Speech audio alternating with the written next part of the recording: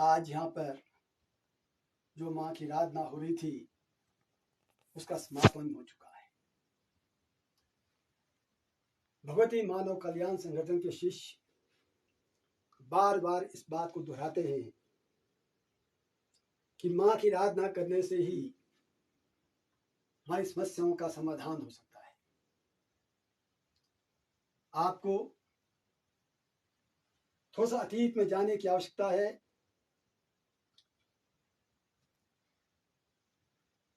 अतीत में जो सामान्य मानव भी थे उनकी आयु 400 से 500 वर्ष हुआ करती थी। उन्होंने पूजा पाठ के माध्यम से, अध्यात्म के माध्यम से दिव्य धाम का वासी बनने का जो संकल्प लिया, दिव्य धाम का में जाने के लिए जो उन्होंने प्रयास किया, यही मानव का मूल लक्ष्य है कि मोक्ष की प्राप्ति कैसे की जा सकती है। मगर इस कलिकाल के युग में, इस भयावह के वातावरण में वही मानव आज 60 से 80 वर्ष के बीच में अपना जीवन व्यतीत कर रहा है। उसके बावजूद भी वो अपने आप को जानना ही नहीं चाहता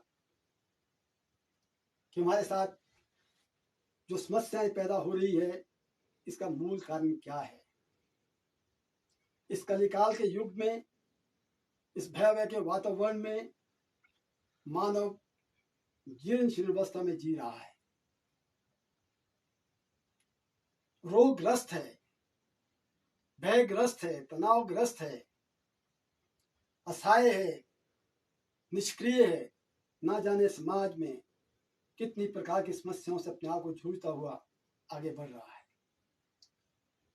यहाँ तक कि दैहिक, दैविक तथा भौतिक तापों से अपने आप को जल रहा है।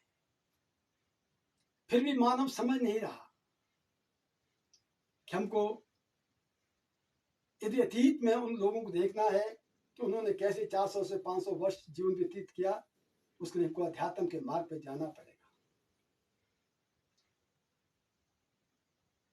जब तक हम अध्यात्म के मार्ग पर नहीं चलेंगे तब तक हम उन खुशियों को प्राप्त कर ही नहीं सकते। 24 घंटे में से केवल आधा घंटा यदि नित्य हम अध्यात्म के मार्ग के लिए लगाएं तो भौतिक जगत में और अध्यात्म में एक संतुलन स्थापित हो जाएगा और हम आनंद के जीवन बिताना प्रारंभ कर देंगे। आपको मालूम होना चाहिए, दो माताओं के बारे में समाज में विशेष चर्चा होती रहती है। एक माँ तो वो है जो जगतजननी आदि शक्ति जगदम्बा माँ है, जो सर्वव्यापी है, सर्वज्ञ है। दूसरी वो माँ है जो अपने बच्चों को जन्म देती है, अपने बच्चों का पालन पोषण दूध पिलाकर करती है। उन्हें हष्ट पुष्ट बनाने में माँ का बहुत बड़ा योगदान होता है। मगर माँ का उस बच्चे के पालन पोषण में एक प्यार छुपा हुआ है, एक लोभ छुपा हुआ है, एक कामना छिपी हुई है। हर माँ बाप यही चाहता है जब उनकी संतान बड़ी हो जाएगी तो बुढ़ापे में अपने माँ बाप की सेवा करेंगे। इस लोभ और इस प्यार से माँ हमेशा अपने बच्चों के भविष्य के बारे में सदैव चिंतित रहती है। एक माँ वो है जिसे हम गौ माता का नाम देते हैं। वो गौ माता जो बिना किसी लोभ के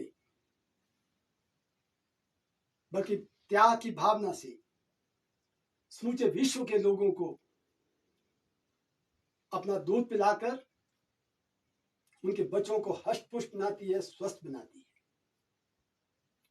वो गौ माता जिसके दूध से घी तैयार किया जाता है, मक्खन तैयार किया जाता है, पनीर तैयार किया जाता है, दही तैयार की जाती है, लस्सी तैयार की जाती है। ना जाने समाज में और कितने प्रोडक्ट तैयार होते होंगे। इसलिए उस गौ माता के द्वारा जो उत्पाद पूरे समाज के लोगों के प्रयोग में आते हैं, उसमें सभी जाति धर्म वर्ग के लोग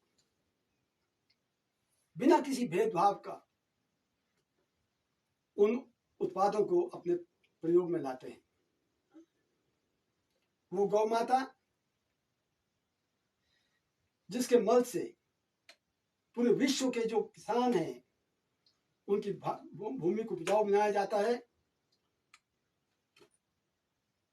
जिस भूमि में पौष्टिक साग सब्जियां तैयार होती हैं, जिस भूमि में पौष्टिक दालें तैयार होती हैं, जिस भूमि में पौष्टिक फल तैयार होता है और जिस भूमि में पौष्टिक अनाज पैदा होता है, जिसका सेवन समूचे राष्ट्र के लोग, समूचे विश्व के लोग, सभी जाति धर्म के लोग बिना किसी भेदभाव के अपने सेवन में प्रयोग करते हैं। वो गौ माता जिसका गौमूत्र, जिससे न जाने कितने प्रकार की औषधियां तैयार हो रही है, उसका सेवन भी समूचे विश्व के लोग करते हैं। यहां तक कि अमेरिका जैसे देश ने आज गौ माता के गौमूत्र से पेटेंट औषधियां तैयार कर दी है। वो गौ माता जिसके सांस से वहां का वातावरण और पूरे निखिल ब्रह्मांड का जो वातावरण है वो शुद्ध किया जाता है। वो गौ माता जिसको अपने हाथों से बार बार स्पर्श करने से मानव की बहुत सारी छोटी छोटी बीमारियां स्वतः नष्ट हो जाती है। ऐसी गौ माता को राष्ट्र का दर्जा देने में आज तक जितनी भी सरकारें रही नाकामयाब रही। ये गौ माता सामान्य श्रेणी में नहीं ली जा सकती। ये वो गौ माता है जिसको राष्ट्रीय दर्जा ही नहीं बल्कि पूरे विश्व का दर्जा मिलना चाहिए, जो पूरे विश्व के लोगों की जरूरियात को पूरा करती है। ऐसी गौ माता को यदि हम पुरुषार्थ के साथ नहीं पालेंगे तो शांति बाजार में खरीदने को नहीं मिलती, सुख बाजार में खरीदने को नहीं मिलता।